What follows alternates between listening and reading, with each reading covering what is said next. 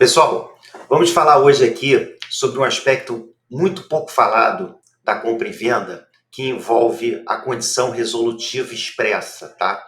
Principalmente aquela que é incluída nos contratos de promessa de compra e venda, ou até mesmo numa compra e venda a prazo, onde as partes podem estipular que o inadimplemento do preço caracteriza a resolução expressa do contrato. Então, isso aí é uma discussão que é antiga e envolve saber sobre a necessidade ou não de uma ação judicial própria para que se considere resolvido e rescindido aquele contrato celebrado.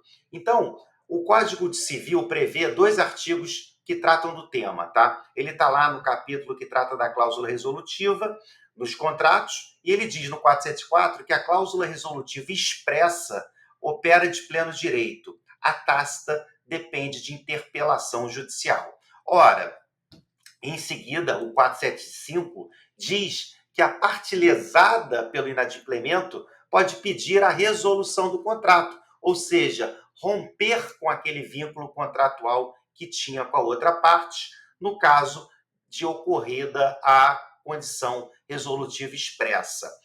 Até então, havia uma discussão, como eu disse, da necessidade de uma ação judicial própria para isso. E por quê? Porque exigia-se que só o judiciário teria fé pública para certificar, tá, a ocorrência do fato, ou seja, a ocorrência daquela condição resolutiva, por exemplo, o inadimplemento da prestação devida. É, esse entendimento ele acabou ultrapassado, né, de uns tempos para cá, mais precisamente a partir de 2021, o STJ alterou esse entendimento para entender desnecessária o ajuizamento de uma ação judicial para se caracterizar o inadimplemento absoluto e a resolução do contrato. Ou seja, isso traz uma economia processual tremenda, né? E uma economia não só processual, como financeira, né? Porque você dispensar o ajuizamento de uma ação que muitas vezes demoraria muito tempo e acarretava um custo muito alto para a parte, né? Seja de tempo e de dinheiro. Hoje, né, com o marco das garantias, nós temos um artigo muito importante que diz que o tabelião de notas lavrará, a pedido das partes, ata notarial para constatar, vejam só, a verificação da ocorrência ou da frustração das condições negociais aplicáveis e certificará o repasse dos valores devidos e a eficácia ou a rescisão do negócio celebrado. Então, hoje, você acaba tendo 2 vias para certificar essa questão aqui, ó, que nós falamos antes, da fé pública, certificando a ocorrência do fato.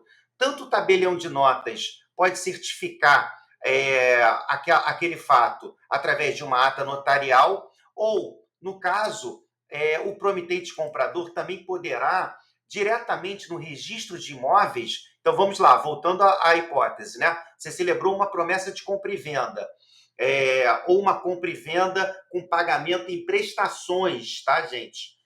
E você, então, o comprador não pagou uma dessas prestações. O contrato está registrado, a transferência ocorreu. O que você pode fazer? Pedir ao registro de imóveis que notifique o comprador ou o promitente comprador, tá? Então está aqui o artigo 251A, que foi trazido pela mesma lei 14.711, que acrescentou esse artigo 7A aqui na lei dos notários, tá?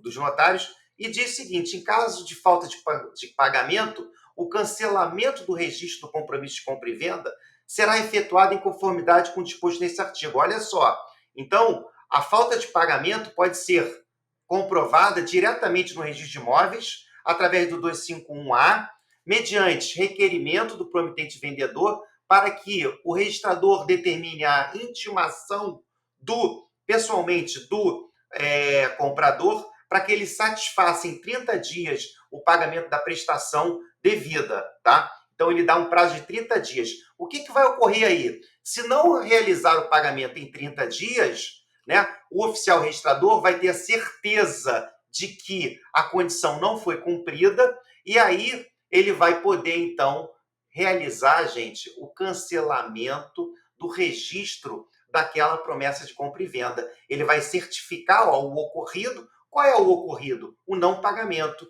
E aí o vendedor poderá recolher os emolumentos e efetuar a verbação do cancelamento do registro prévio da promessa.